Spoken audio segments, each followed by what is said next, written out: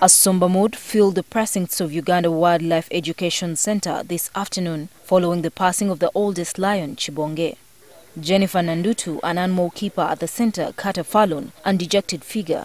She could not conceal her emotions as she recalled Kibonge's last moments.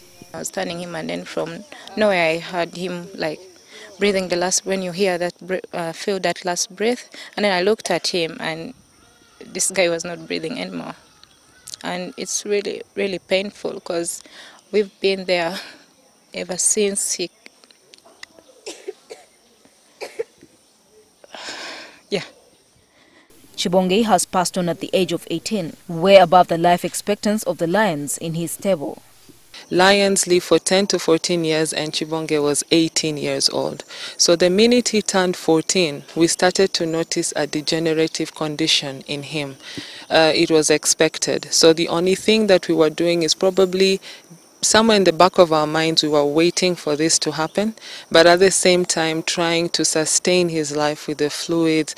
The veterinary doctors have been helping him, the keepers have been helping him, but I think today all his body organs had to shut down. And because of his old age, sections of the kidney have calcified, so it was very hard for his body to process toxicants, to clear the body of any toxicants.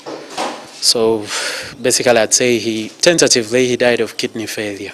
This lion has been the oldest in Uganda and possibly in Africa. It has also been the only male lion at Uganda Wildlife Education Centre.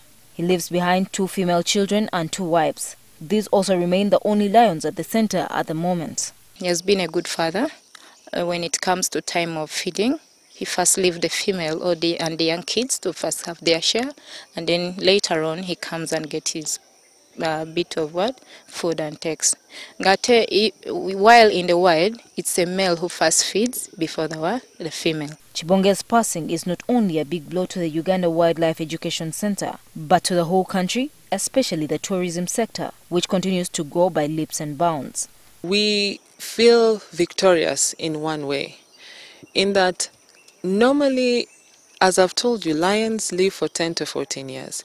For Kibonge to have lived for 18 years shows that if we took very good care of wildlife, they are able to live to their full life expectancy and even surpass that.